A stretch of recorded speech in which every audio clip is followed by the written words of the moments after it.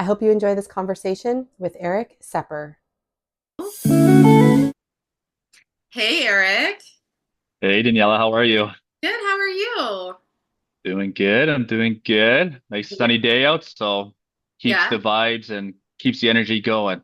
Good. Good. I know you just survived a long drive, so I'm glad that you I did. carved out this time to still do this. I don't know if I could have done the same.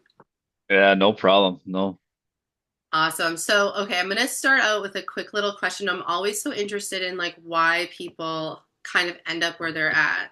And then we'll definitely dive into the mortgage world. And I think it's really important actually for my clients as well. So, for those of you who don't know Erik, you are a mortgage broker on the Golfi team. And I think you also transact real estate as well. And so, a lot of really great insight. I know when I speak to my clients, a lot of the times it's not really a question in the forefront of their mind. I'll say, have you gotten your financing in order? Have you talked to your bank? Have you mhm, talked to a broker? And it's like, oh yeah, I have to think about that. So I just want to sort of bring this to the forefront, explain a little bit about what you do and how you do it as well. Okay. for sure. For sure. I appreciate it. Okay. So first and foremost, what led you into real estate and mortgages? Great question. I think I've been at the bank. I used to work at the bank for, over 10 years. I was a bank manager at a credit union and everything like that. But when I was at the bank, they were kind of steering me towards financial planning. And I was doing some financial planning courses and different things like that. But I just couldn't see that for me in the future, right? I just couldn't see that. So I'm like, what I decided to kind of go towards management and step into that route because I was like, yeah, if I'm a bank manager, good income, be having a good pension. When I'm 60, I'll retire, I'll be Yeah. all, rainbows and unicorns. Well, when I became a bank manager, I became actually really bored, to be honest with you, because I found myself locked in a room, doing lots of training and stuff, which I liked with your staff, but I found myself pushed away from the clients. Right. And I've always been a client first type of person. And so when I stepped away from that, again, it just didn't feel right. So I'm like, I've always had this entrepreneurial mind. And I was like, what can I do? What would work for me? And so, with, being heavy finance background, I was like, there's really wasn't something that I can really pinpoint. And then one of my old managers became the regional manager at the bank for mortgage specialists. And so she called me up and she was like, "Hey, Erik, this is so perfect for you. This fits your personality."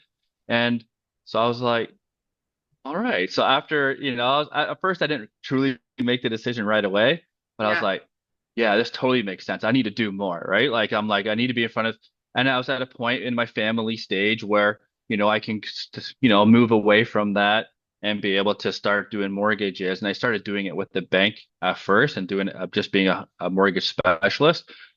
And then before decided to move over as a mortgage agent, mortgage broker. But yeah, so I was just like, it gives you the entrepreneurial thing, as in the mindset of like you're building your own business, you're working with your client's database, you're building essentially a mortgage business. So with the financing knowledge that I had, so I was just Yeah. like, it was my moment where I was like, this totally works, this totally makes sense. So that's how I became a mortgage broker. Oh, that's so cool. And it's actually really interesting because you actually have that perspective from working at a major bank. Yeah.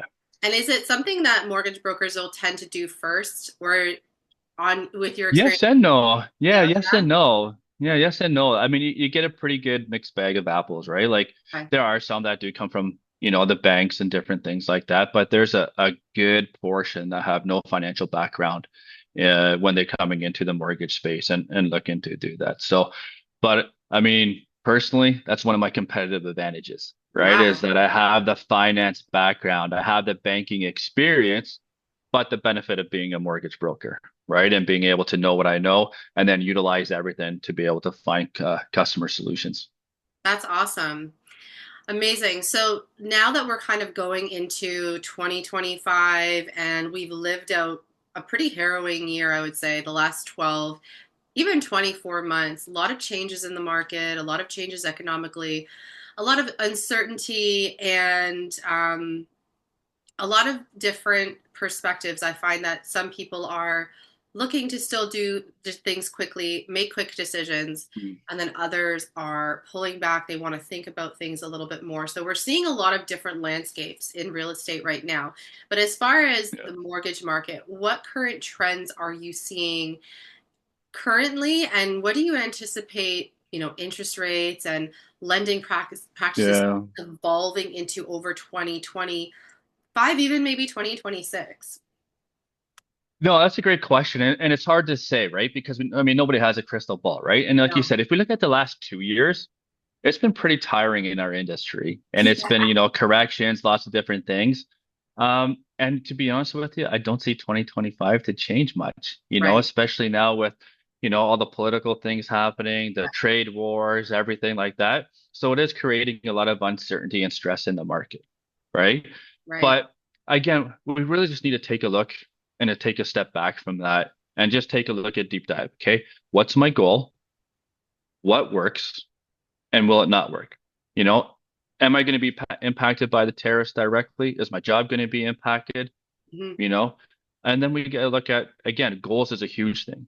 I mean, Right. if you're looking to flip a home, and turn it over in 6 months, that conversation and that risk is going to be totally different for a first-time buyer who's looking just to get into the home and live there 5, 10, 15, 20 years, right?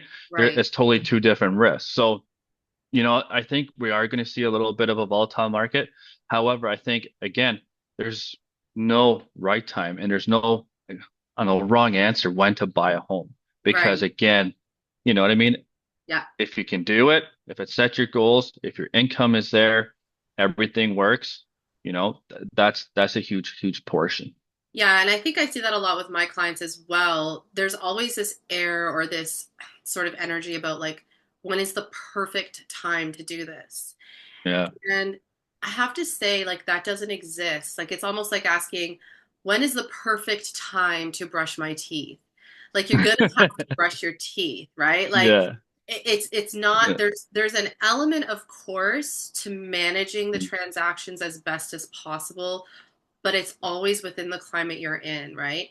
And, Yeah, for not sure. everybody has to make decisions right away, and that's fine. But if you are in a position where you're like, this is my goal, like you said, this is where I Hmm. need to be, or this is what, I want the next 12 months to look like. How do I get there? Yeah, If you keep waiting for the perfect time, you'll never do it. You'll never get there because there is no perfect time. Each and every time is going to have, its set of challenges and benefits, I think. So for that's a sure. good point. Yeah.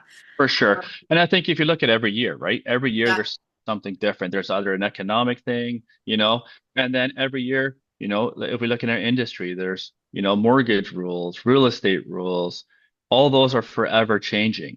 And so again, there is no perfect time to buy. You know Right. what I mean? So, there could be a time where like, okay, I'm going to wait a year and maybe save up a little bit more down payment.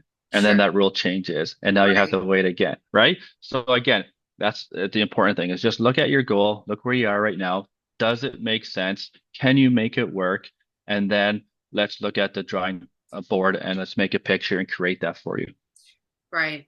And I think that really applies especially to first time home buyers. They Mm, are just learning the ropes. They've never experienced, they probably never even had conversations like this in their entire life, right? And that is a really easy one to say, I'm going to push it off. I'm going to push it off. I'm going to push it off. Because I think we can probably see now first time home buyers are a little older than they hmm. used to be. First time home buyers are probably Sure. also a little bit more experienced than they used to be. So, how do you guide first time home buyers versus, say, a seasoned investor or someone who's moved multiple times? Right. So if I look at like seasoned investors, they know have been through the experience. And a seasoned investor, I'm just pretty much straightforward. They want to know the bottom line. They want to know what the rate, so then they can calculate and do their math to make sure that makes sense for them and they move forward. A Right, lot of it is very quick, very blunt, and away we go. With a first-time home buyer, it's completely different. You have, 20, 30 questions, 40, 100 questions, right? And so for me, I need to take a step back and really walk them through that process. Because for me personally, I rather have somebody come up to me and text me, call me, email me 101 times with 101 questions so that I know and they know that they feel like I'm comfortable to move forward. Right. Because what I definitely do not want to happen is like for them to go home, go to bed, make a decision, and then regret it after, or just not know, right? And Right. it's just so important for me. So I typically have a really, depending on the first time home buyer, a slow down process where we go through your questions, we go through the application, and then we go through what the next steps are, with your realtor, getting a lawyer, getting documents, everything like that, until we're able to go right to the finish line. Right. Right. That's a great way to approach it, I think, because I think it's easy to stay fast paced, especially like you said, with seasoned investors or people who do it. There's a Yeah. quickness to it, right? You're like line it all up, get it all done. And I think that's one of the things in our industry that can be tricky is that if we're used to doing these things every day. We're used to having the Yeah. same conversations, right? And Yeah. it's just like you said, and that's an excellent way to approach it. You do a slowdown, you back it right up. Let's say, okay, let's start from the beginning and take this slowly because you're going to Hmm. have questions come up you probably didn't even think of, right? But you don't get to ask them if you're not Yeah. having the conversation. So that's really good. Um, Now I know when we first spoke, you were sort of outlining to me. So if a client comes to me and says, we're going to work with our bank, but they're not Yeah. calling us back. This is a big one that I get a lot. We Yeah. call, I say, okay, what did your bank say? Oh, we left them a message on Monday. Okay, it's Friday. Well, they haven't called me. Mhm. So what would your suggestion be? Because this was actually something I thought would be an excellent benefit. As far as clients who still want to either stay, locked into the bank that they currently have or, Mhm. maybe working with their current mortgage product. Yeah, I mean, so there's a couple different things, right? One is I'll never talk bad about the bank because that's where I learned and I grew up at. Yeah. But then there's the obvious the realities, right? And unfortunately, the communication is slow when it comes through the bank, Yeah. right? Yep. Now, again, that's no disrespect to the person that's there, right? Because again, Right. at the bank, they're taking a 9 o'clock appointment and they're taking your mortgage appointment. Then at 10 o'clock, they have an appointment with somebody who's opening a checking account or a savings account. And Right. then 11 o'clock, they're doing maybe a credit card or you know, Yep. so their day is filled with all those, and they cannot take the time and the energy to devote 100% attention to you and your file, right? Right.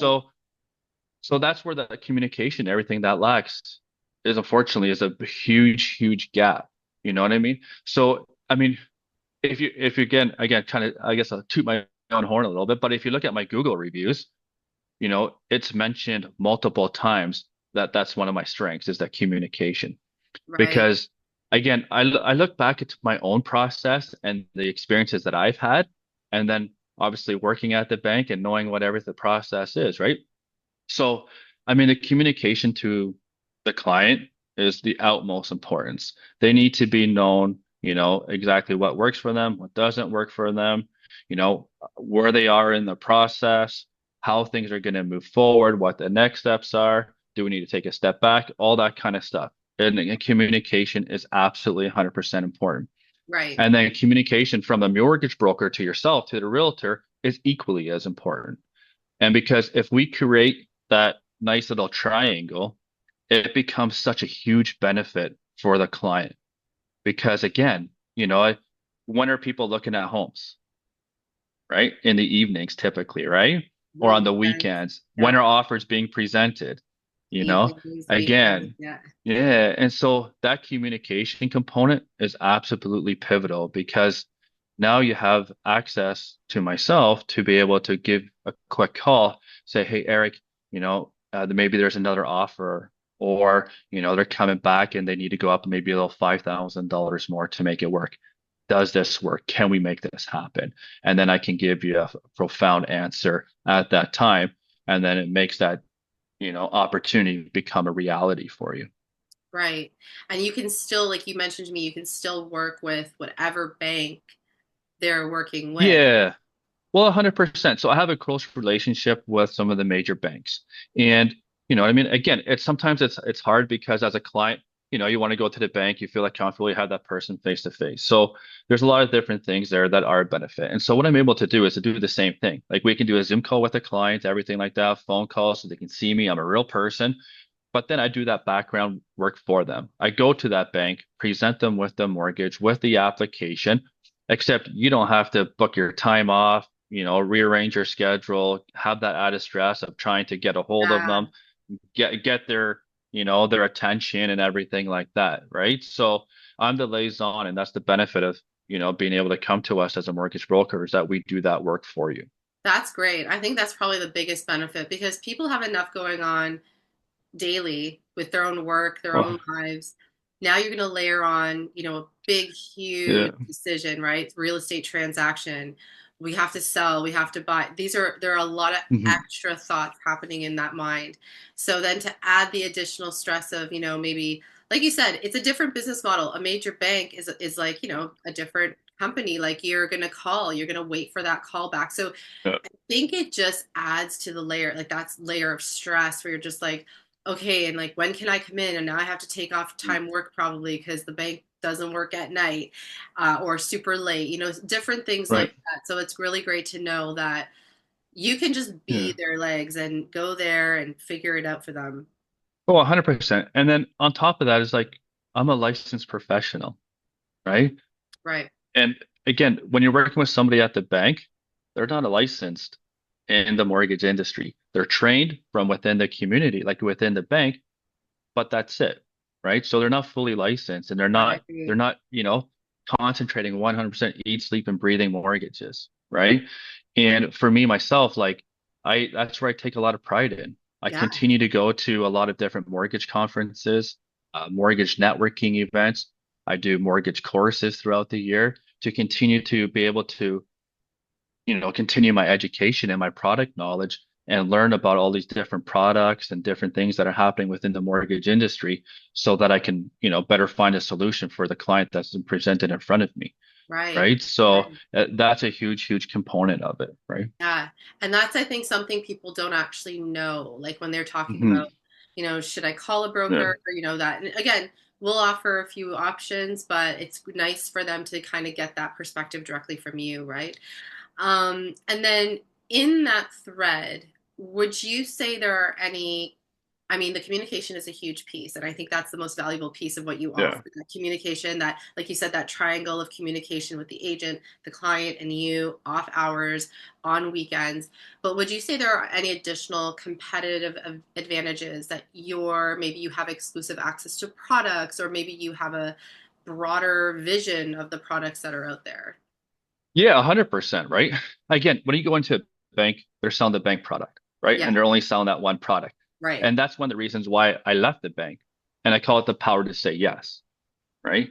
Because I found so often when a client was in front of me, if it didn't fit that box of the bank, I had Right. to turn it down. And then I hear like the next day or a couple of days later that they got approved at some other bank, right? Wow. So that's a huge, huge advantage, right? Yeah. And so what people don't know is too is that there's so many lenders that are outside the bank, right? And that feature so many different products.